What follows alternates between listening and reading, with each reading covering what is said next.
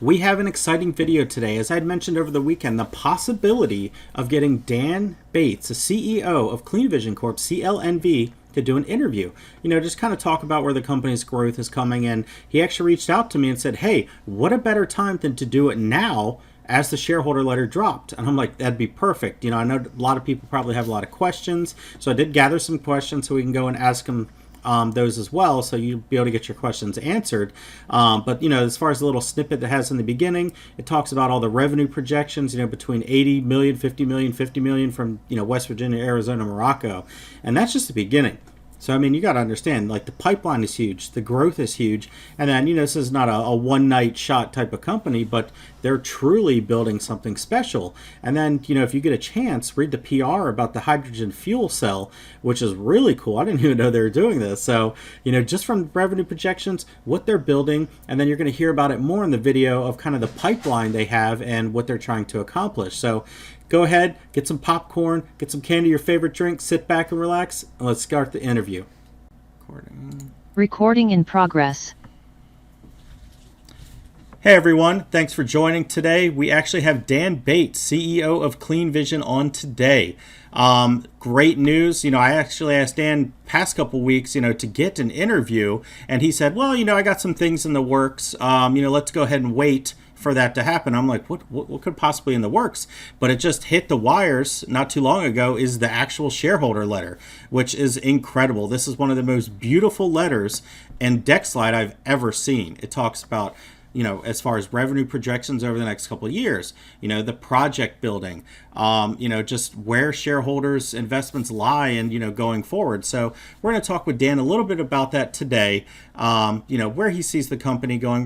We have some shareholder questions as well. And then, just his vision for the company. So we're going to let Dan talk about the letter a little bit, and then we'll get to some shareholder questions. So Dan, great to have you. Let's get it rolling. Thanks a lot, Chase. I'm glad to be here, and I'm happy to talk to the shareholders about what we've got coming up. I'm very excited about it. Awesome. So, we had a really good first half of the year.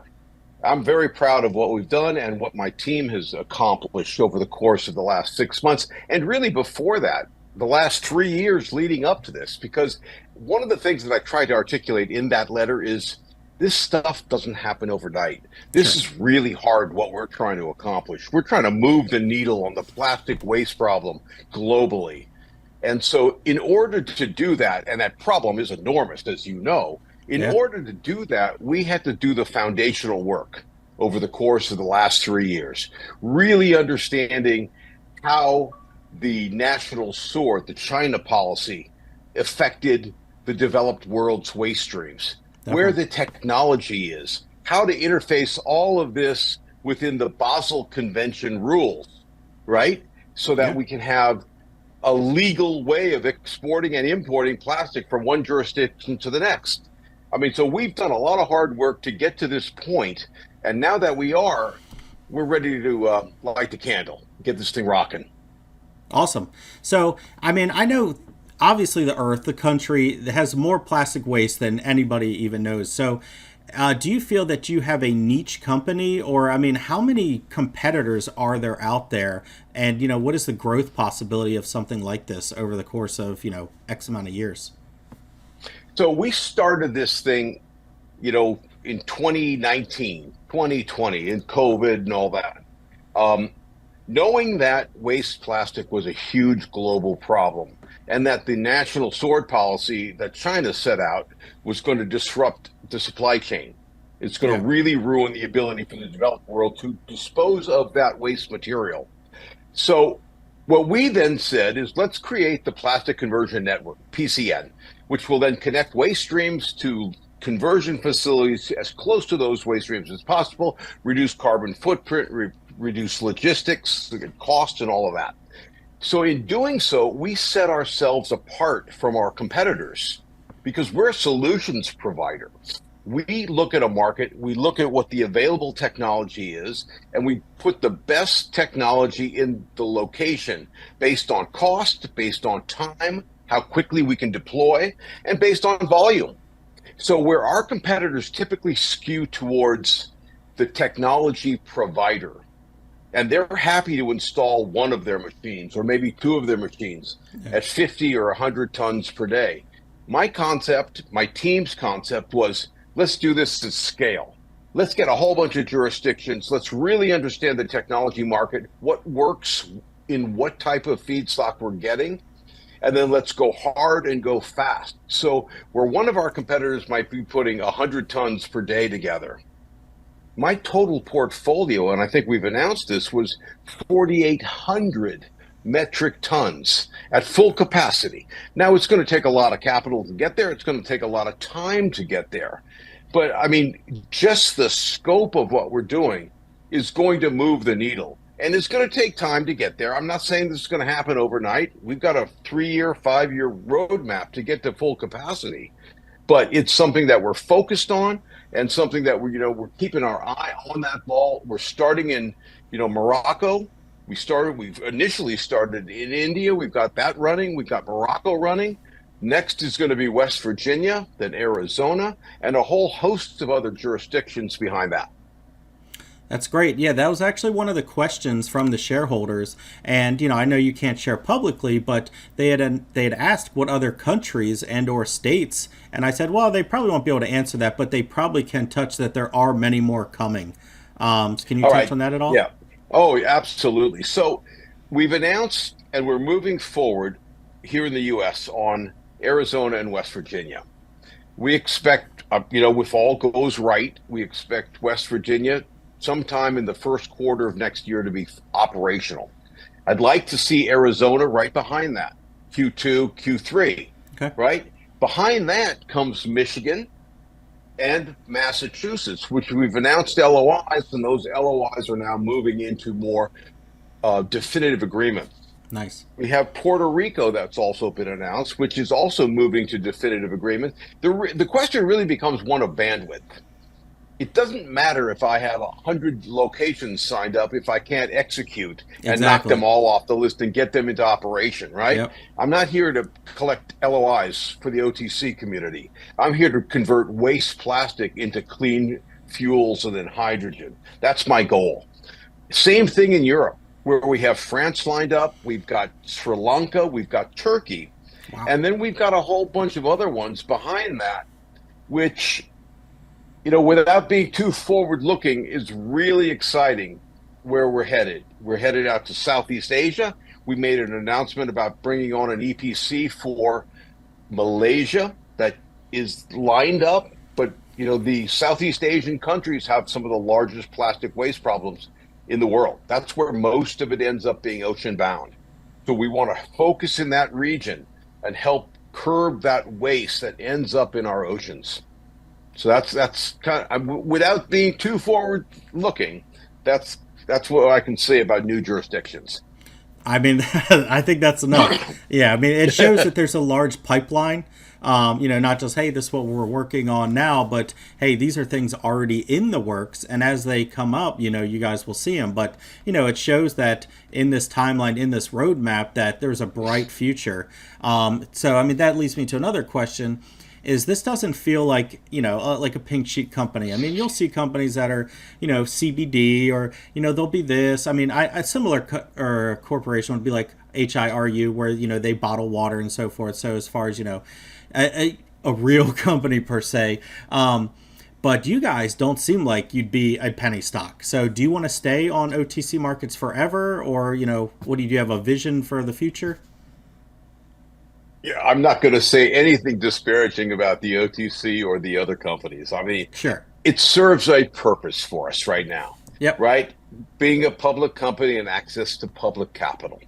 Sure. We are definitely looking to take the next step forward for our company, Okay. right? I don't believe that we can raise the kind of money we're going to need to raise through debt financing, through project financing, for all of the installations that we've got lined up as an OTC company. So yes, the answer to that in the short way of saying it would be yes. We are looking to go to a senior exchange. The Awesome. timing of that remains, private. We don't know quite when. I want everything lined up so that when we do make that jump, we come out of the gate and people go, wow, who are these guys? They Yeah, just come out deserve to swinging. be here. Yeah.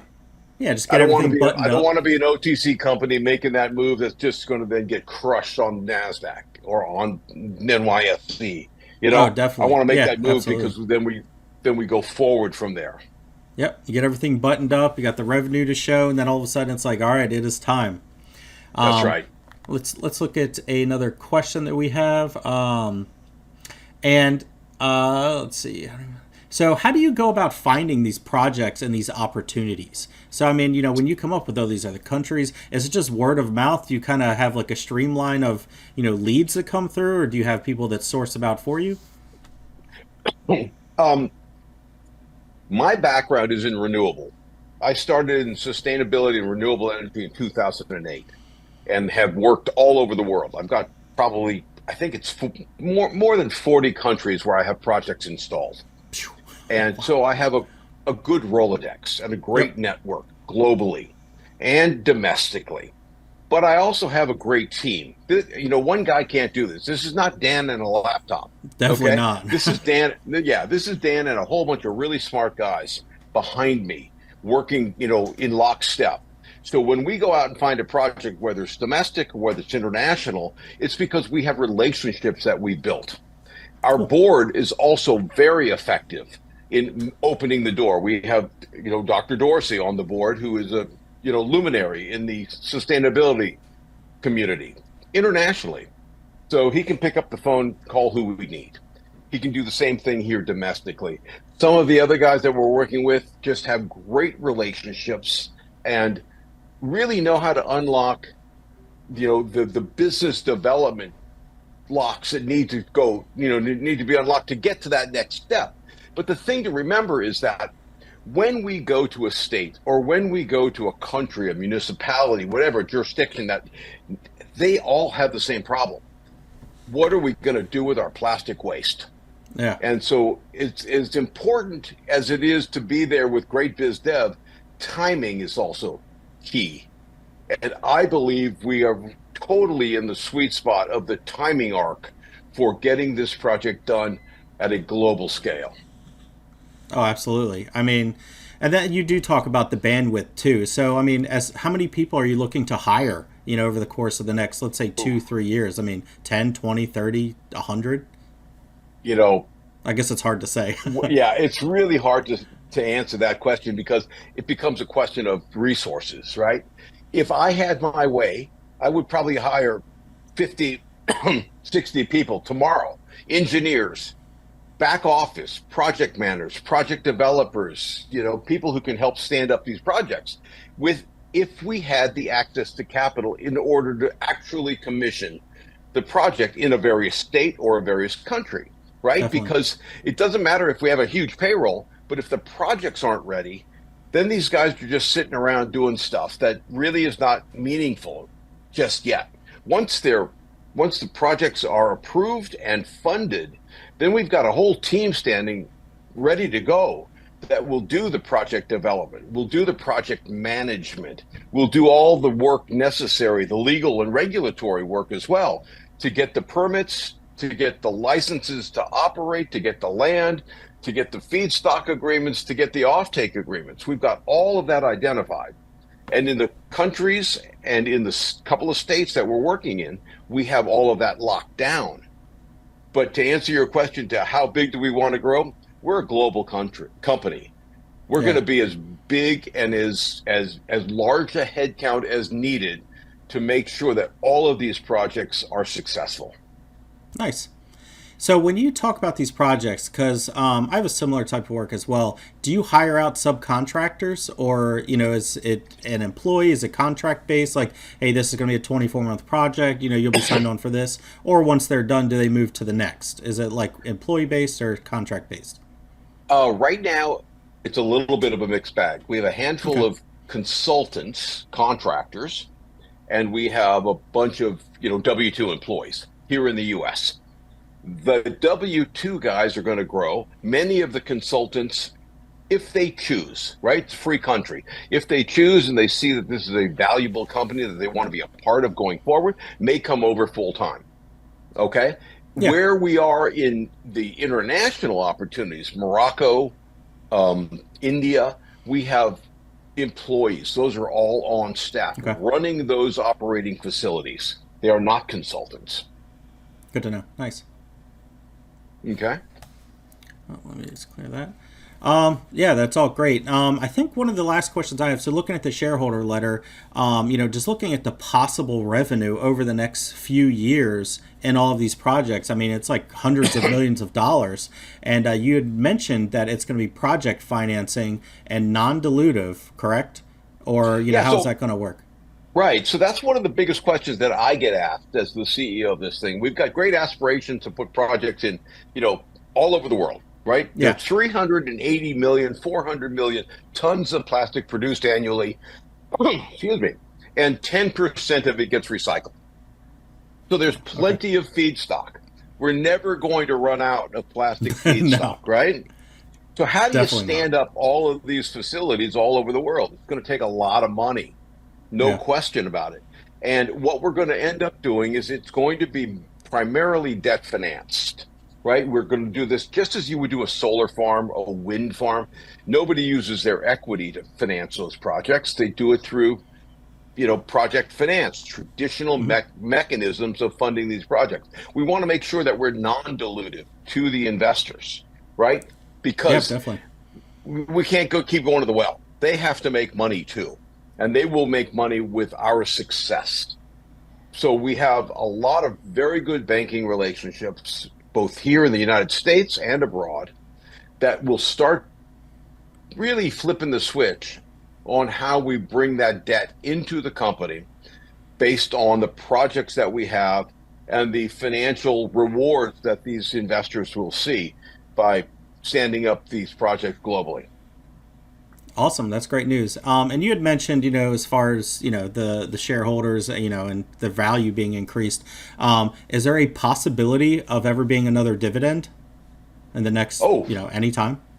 yeah, absolutely. With the success of the company, we will look to, issue dividends to our shareholders, but that's going to be a decision that I make with the board when the company is able. We gave out Sure. that last dividend as a show of appreciation to our shareholders. And I Yeah. mean that, not only economically, but from the bottom of my heart. I am grateful for the shareholder base that we have. I get Yeah. letters and emails all the time from these folks, and they are passionate about what we're doing, as passionate as I am as CEO, and want to see, of course, they want to see themselves make money, improve their net worth. They also want to improve the net worth of the planet by Yeah. solving this problem. So I'm grateful for the ones that we have, and whatever we can do to help them, we will. That's awesome. Yeah, yeah. I mean, definitely. I mean, and it's not too often that you would see, Pink Shade or OTC do dividends like that. So that's why I was just curious. I was like, I wonder if they'll ever do that. Kind of like, as the projects go and the revenue goes, like, maybe there will be an opportunity in the future. So I was like, maybe I'll Yeah, ask them. yeah. I think that's all the questions I have. Is there anything else you want to share with the shareholders as we get ready to close this out? I think it says it all in the letter. I mean, the letter is a first half of 23 update. I am very bullish on what's coming for the second half of 2023 and beyond. And I'm really looking forward to, getting these projects up and operational and then deploying this all over the world. The other thing that I want to touch on briefly is our fuel cell. The company EcoCell. We've Oh, been yeah. working really hard on developing what we believe is a revolutionary new type of fuel cell based on hydrogen as its feedstock. And working with Dr. Barry, he's very close to having this prototype done. And at which point we're going to start rolling it out and showing people what this new technology can do. It's really exciting. I think it's going to be a great addition to what we're doing because I firmly believe that we want to position this company as a clean energy company going forward. And that means deploying products and services that use hydrogen, Oh, right? absolutely. The new hydrogen economy is coming. It's barreling down the road, and there's nothing that's going to stop it, in my opinion. And the fuel cell that we're developing fits perfectly into that new environment. Excellent. So do you have a time frame of when the prototype will be done? Um, Call it this summer. We had a couple of hiccups. We're working on them. I expect that later on in the summer, we'll have something that we'll be able to announce. Awesome. And is it something you'd be looking to sell or use in-house, as far as purchase orders?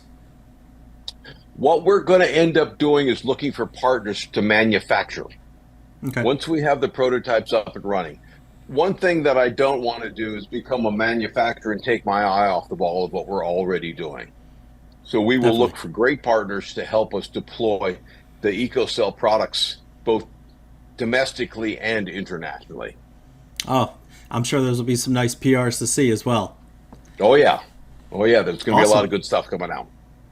Great, great. Yeah, it sounds great. Well, Dan, we appreciate the time today. I'm sure all the shareholders will appreciate this. The shareholder letter, like I said, I've never seen anything so clean and beautiful. I was like, it was perfect timing for you to say, okay, now we can, and now it makes sense because I mean, this Right.